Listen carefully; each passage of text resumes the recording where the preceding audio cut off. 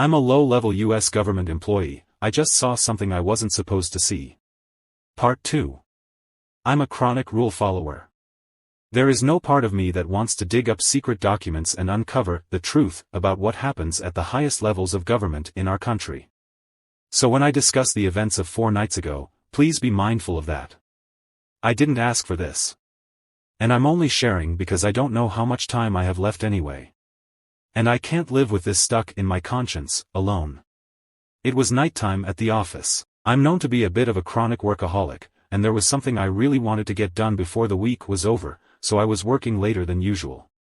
I went to print a document on what I thought was the printer in my immediate vicinity. The notification on my computer showed that my document was being printed, but I didn't hear any noise or paper coming out from my local printer. I checked the name of the device I selected, and it looked like I'd accidentally clicked on a printer that was being used on another floor. I sighed. In any normal circumstances, I probably would have just forgotten about that mistake and reprinted the documents on my local printer again, but our general management here is quite stringent on us making sure that all confidential documents are accounted for. We are not allowed to share department-specific documentation to other departments. Fuck it, I thought. I looked up a map in my inbox showing the locations of all of the company printers. Turns out, I'd accidentally clicked on the printer named Prince Charming on the 7th floor. Huh. Funny name. Off I went.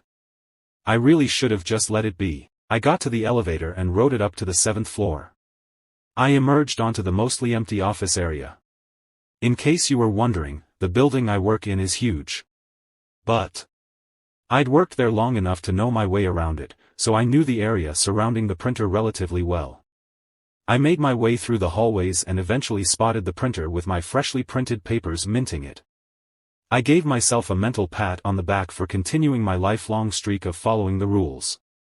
As I went to grab the papers, I noticed some light buzz in a meeting room nearby. I looked through the window to see roughly 10 people hanging out around a snack table.